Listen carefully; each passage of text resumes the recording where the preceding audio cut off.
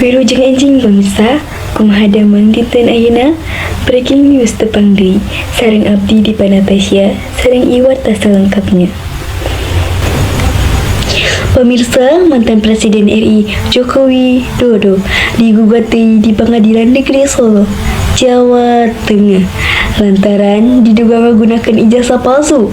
Gugatan tersebut diajukan ngeliwatan gugatan warga Kedua alumni Universitas Gadjah Mada UGM Yogyakarta, Taufan sareng Bangun Stoto.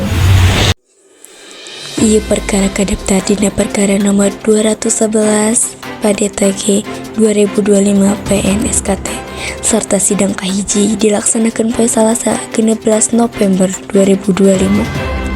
Kira-kira jam 11.30 WIB di Rohang Pengadilan Suryadi. Sidang dibuka kira-kira jam 11.30 WIB di ruang sidang Suryadi, cek Subagio, Humas Pengadilan Negeri Solo nalika dihubungan Salasa sore 16 September 2025. Dina hal ieu Jokowi ngaranna terdakwa hiji Rektor UGM Prof. Ova Emilia salaku terdakwa 2, Wakil Rektor UGM Prof. Mening salaku terdakwa 3, sarta Polri salaku terdakwa 4. Majelis Hakim anu ngadenge perkara ieu diwangun ku Putu G.D. Haryadi Sutikna jeung Fataroni. Kabeh terdakwa hadir secara pribadi dina sidang iwal ti Polri.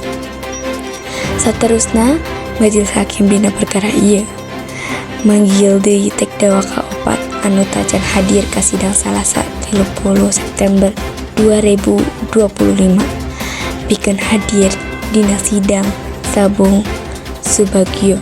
Hujan deras dibarengkeun angin kencang ngalanda wewe Cilacap Minggu 28 September 2025 sore sareng ngarusak puluhan imah warga. Hujan deras dibaturan angin kencang melanda wilayah Cilacap dinten Minggu berang 28 September 2025 ngerusak puluhan imah. Numutkeun data awal 21 imah kapangaruh tiu diantarana pengalaman kerusakan parna, sedangkan sisana ngalaman kerusakan minor. Utamana karena hatapna ditiup angin. Sakian di wewengkon padumukan fasilitas umum jeung tatakan milik warga oge rusak. Salah sahiji wangun anu kapangaruh dinten nyaeta Paku Padi amatir dibarengkeun ku angin kencang burung tangkal ngaluarkeun panik warga sanajan teu aya korban jiwa.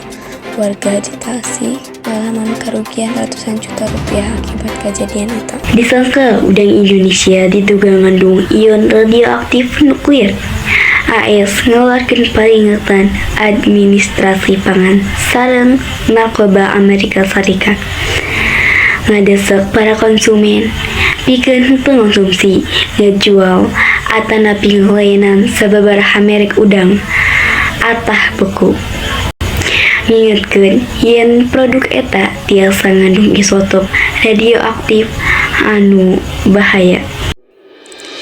FDA mendakan cesium 137 dina kiriman anu diimpor ka AS ku perusahaan Indonesia PT Bahari Makmur Sejati BMS Food sareng disebarkeun dina label Walmart.co di 13 negara bagian kalebet Texas, Florida sareng Pennsylvania. Sarta aya produk anu dicemar anu dikonfirmasi parantos lebet ka toko Amerika. Otoritas ngadesak hati-hati upami anjing membeng ngageuleuh salah sahiji anu kapangaruh dina udang beku. Ata Good for the Walmart buang ulah tuang atanapi pelayanan truk ieu PDA ngingetkeun dinten Salasa 19 2025. Ratusan warga desa Talu Nombo, Kabupaten Wonosobo, Jawa Tengah, bayar pajak bumi sareng bangunan make runtah plastik. Ieu lain wamun protes, tapi inovasi dina ngolah runtah jadi BBM. Karung-karung runtah tuluy ditimbang jeung ditilai rupiahna disatuluykeun pikeun mayar pajak bumi jeung bangunan PBB. Cara inovatif mayar pajak ngagunakeun runtah teh lantaran desa ieu boga mesin pirolysis anu bisa ngarobah runtah plastik jadi bahan bakar, cek Lurah Tulomono. Minggu 21 September 2025, satuluyna runtah plastik warga dibawa ke fasilitas konversi mesin pirolysis tiasa katinggal di ngarobih runtah plastik jantung Sulu. Titisan bahan bakar cair muncul tina pipa leutik sareng ngumpulkeun dina wadah. Ieu teh mangrupa perkasa bikeun bahan kuota ngumpulkeun runtah. Pokna Angin kenceng di barung hujan gede jeung hujan es ngahilir dua kampung di Kecamatan Tegalrejo, Kabupaten Magelang, Jawa Tengah. Malam Rebo 21 September musibah ieu nyababkeun hiji warga luka. Kepala Badan Penanggulangan Bencana Daerah BPBD Kabupaten Magelang Edi Susanto mengungkapkan cuaca ekstrim masih keneh narajang wewengkon Kabupaten Magelang anu dampakna nyaeta hujan badak dibarengkeun ku hujan es jeung angin gede narajang wewengkon Pamukan. Numutkeun data anu katampi angin kenceng dibarengkeun ku hujan es ngabarek kira-kira jam 15.30 WIB diluluguang ku hujan deres anu lumangsung salila sajang leuwih 2 dusun anu katarajangnya eta dusun Toso Jurag Desa Tampingan Kecamatan Tarajo.